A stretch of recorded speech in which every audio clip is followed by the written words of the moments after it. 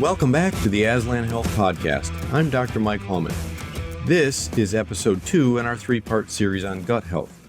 In the first episode, we revealed what gut health actually means, exposing your gut function as more than just digestion. We covered the microbiome, the intestinal barrier, the brain-gut axis, and what to do when symptoms affect your quality of life. Today's episode is all about providing practical insights for an effective gut reset. Because now that you better understand your digestive system, the next question is, what do I do with that information? What do I stop doing if I want a healthier gut? And what do I start doing if I want to support my gut health for the long term? Friend, a good gut reset is not obsessive, overly restrictive, or complicated. It's about alignment, giving your body more of what it needs to support a natural order and reduce the internal chaos. So, if you're ready to leave the gurgling gut grumbellies and the terrible tummy troubles behind, this is the episode for you. It's time to swallow the truth. Let's go. Welcome to the Aslan Health Podcast, where science meets soul. Your host for this program is Dr. Mike Hauman, an experienced physician, a certified functional medicine provider, a certified insight coach practitioner, and a devoted follower of Jesus Christ. If you're tired of feeling stressed out, exhausted, overwhelmed, or stuck in survival mode, you're in the right place. So take a deep breath. Let's be transformed by the renewing of our minds. Here's Dr. Mike. Let's get right to it with what to stop. First, stop expecting good gut health from a chronically disordered eating pattern. Your body notices rhythm. It notices empty calories from fake food. It notices random grazing without actual meals. It notices a pattern of eating sporadically all day and then cramming your digestive tract with a giant meal at night. It notices if you're angry or exhausted. Friend, this is not a recipe for digestive optimization. Regular meals in a calm state with enough time to adequately chew and fully digest will often help much more than you realize.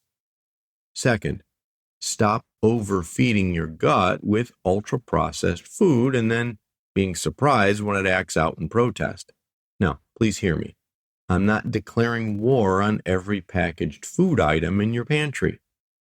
I'm reminding you that when dietary pattern is dominated by refined carbohydrates, low-fiber convenience food, artificial sweeteners, sugar alcohols, preservatives, additives, and highly engineered snack products, well, your gut's not receiving what it requires to thrive. The old adage applies here. You are what you eat. It's also accurate. Garbage in, garbage out. Research confirms that the more processed the diet, the less supportive it tends to be for microbial diversity, bowel regularity, and intestinal peace. So, if what you eat glows in the dark, has no expiration date, and won't be consumed by your family dog, it's probably not the foundational product of a vibrant gut health routine. Third, stop swinging between healthy perfection and I give up. This is a common problem.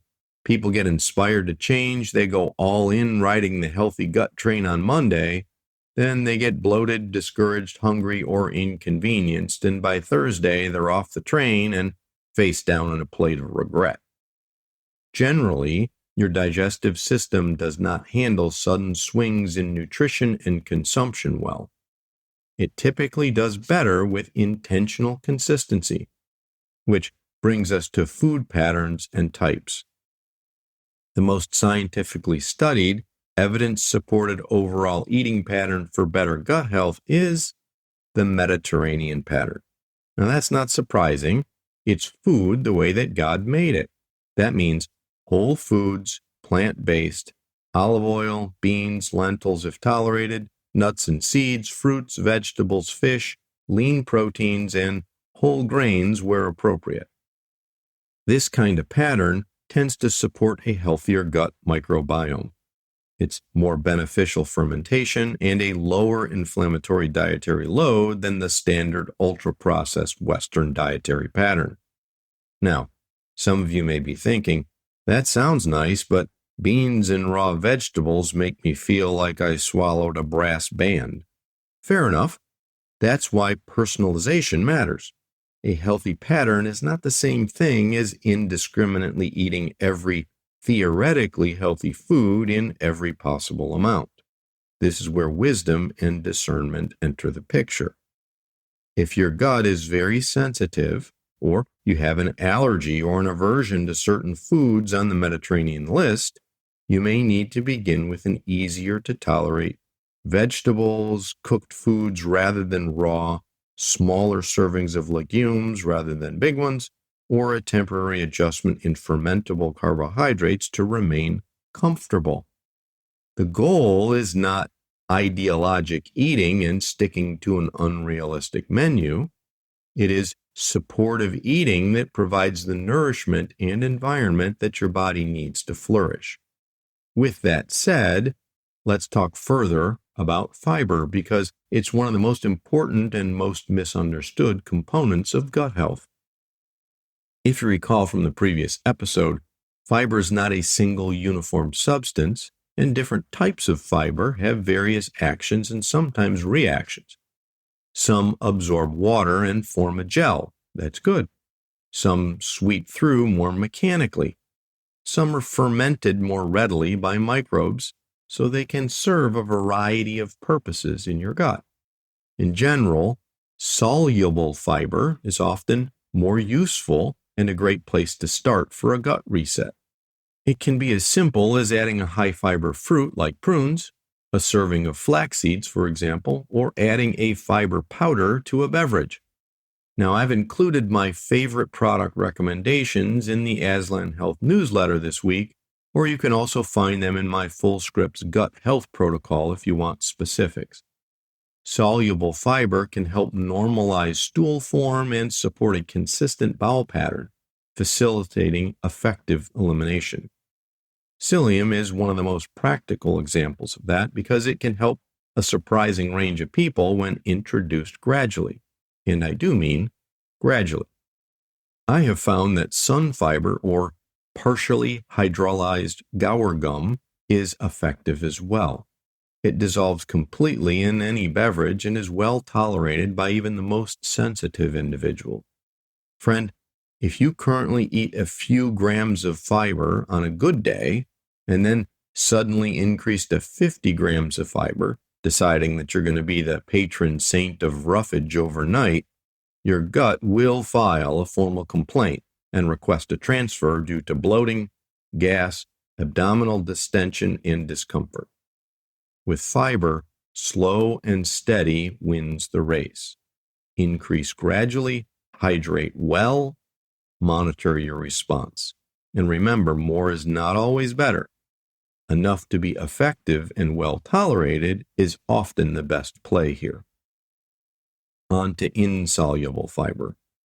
That, on the other hand, may be helpful for some people, but for many sensitive individuals, it can exacerbate bloating, cramping, and abdominal discomfort. And when it comes to fiber, it's wise to use the right tool in the right way for the best outcome. Of course, any discussion of fiber must also address hydration, as I mentioned. Your gut reset will be much better when you drink enough fluid. That's not 3 cups of coffee during the day and a beer before bed. That is not hydration. For most people, the target is about 2 liters per day and certainly more if you perspire a lot. Water is ideal, but it's not the only option. Herbal tea can be a fine addition as well. I personally like to add natural flavors to my water for variety. The point is simple here. Fiber and fluid work together. Your bowels will work better when they're not always functioning at low tide. Now, let's talk about movement. Moderate physical activity helps your gut. Walking, jogging, cycling, stretching, or gentle strength training helps. Regular movement helps because it supports gut motility and modulates stress physiology. There's a caution here also. More is not always better here either. Very intense, prolonged exercise can aggravate the gut in some people. Endurance athletes know this well, and those who've tried to out-train their stress while underfed and under-recovered know it as well. Significant and excessive physiologic stress increases allostatic load and becomes counterproductive. So, as you reset, the better gut health move here is not to push punishing workouts, it's to pursue consistent, moderate movement. A daily walk, a bike ride, a few sessions of strength work each week, enough to support your system without collateral damage to your gut reset. Next, let's review meal posture and pace. This sounds simple, but it's often forgotten. Your meals should not be a sprint to the finish line. Do not eat as if someone is timing you. Sit down, breathe, chew. God gave you teeth for a reason. Use them. Break down your food so that you can assimilate the nutrients and get the most from that food. Practically speaking, be intentional. Slow down. The first few minutes of each meal, relax. Our bodies are not designed to eat on the run. We do not digest well in fight or flight mode, yet many people live there every day. You can eat an excellent meal while overwhelmed and anxious and then feel awful afterward. Why? Because digestion is a process. It's not just about the ingredients, but about the context. Which brings us to stress. If you want to reset your gut, you must stop treating your stressed state as unrelated to digestion. Stress changes your gut. It alters motility, visceral sensitivity, blood flow, your microbiome, and more. It alters how symptoms are perceived and the degree to which they're amplified. So your digestion is less than optimal when you're rushed, you're emotionally overwhelmed, you're sleeping poorly, or you're carrying unresolved tension. One helpful gut health reset is simply this: stop forcing your body to digest under the constant threat of stressful conditions. That means intentionally preparing before meals. Stop, sit down, pray, breathe slowly before your first bite. Eliminate multitasking and distractions and doom scrolling while you're eating. There are many biblical encouragements to do just that. Sit and relax. Enjoy the meal and God's provision in it. There are countless biblical references that apply here. Consider that as Jesus fed the 5,000 in Mark chapter 6, for example, he commanded them all first to sit down. Another applicable consideration: reduce relational conflict at the dinner table. Proverbs 17:1 says, "Better is a dry morsel with quiet than a house full of feasting with strife." These are helpful, biblically grounded encouragements to a more healthy gut, meaningful interventions that align with God's design. Our next item: I've been asked, what is the low FODMAP diet and why is it helpful? FODMAP stands for fermentable oligosaccharides, disaccharides, monosaccharides, and polyols. What does that include? Oligo, think things like onions, garlic, cabbage, broccoli, Brussels sprouts, and beans.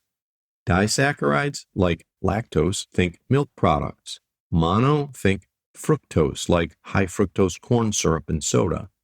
And poly, think sugar alcohols like sorbitol and mannitol. Why restrict these?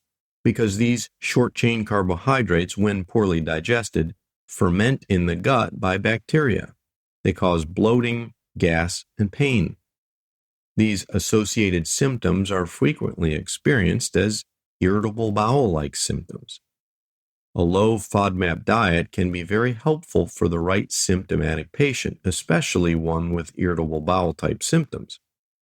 But it's not a lifelong diet. Rather, it's what I call a temporary selective elimination eating plan. It's to be used only until symptoms improve. It is not meant to be a permanent broad restriction, and it's not the best plan for every generally healthy adult who just wants better gut health. It is a tool, a structured, time-limited tool when used appropriately. A proper, low FODMAP approach usually includes a temporary restriction followed by food reintroduction and then individualization. That matters because lengthy over-restriction can reduce dietary diversity, create nutrient gaps, and cause food-related anxiety, which is not the kind of gut health we're aiming for. We want discernment, not dietary captivity. If that sounds interesting but too complicated for you, I recommend a product in my dispensary called FODMAP, a specific enzyme blend that helps break down FODMAPs. Take it with meals and track your symptoms. Now that we covered what to stop, let's review what to start. Start with a stable foundation, a consistent eating plan with real food that you tolerate well. Start with regular meals at regular times using whole foods and begin slowing your pace before meals. Add one fiber upgrade and increase your early day hydration. Then take a daily walk. Friend, this is the simple path to gut health, not by implementing restrictive complexity, but by wise, faithful consistency. Make sure to observe your unique responses to each choice without becoming paranoid. There's a difference between awareness and obsession. Awareness says, I think onions really bother me. I'm going to keep my eye on that. Obsession says, that burger had ketchup made with high fructose corn syrup, so now my entire microbiome is ruined. Only one of those perspectives is useful and productive. So please start thinking about gut health as stewardship. 1 Corinthians 6:19-20 says, Or do you not know that your body is a temple of the Holy Spirit within you, whom you have from God? You are not your own, for you were bought with a price, so glorify God in your body. That verse is often used in broad health conversations, and rightly so, but it's especially helpful here because stewardship is not punishment. It's not vanity. It is care for the gift that you have been given, your body, in a response to the one to whom you belong, your Creator. After all, you're not resetting your gut to impress strangers.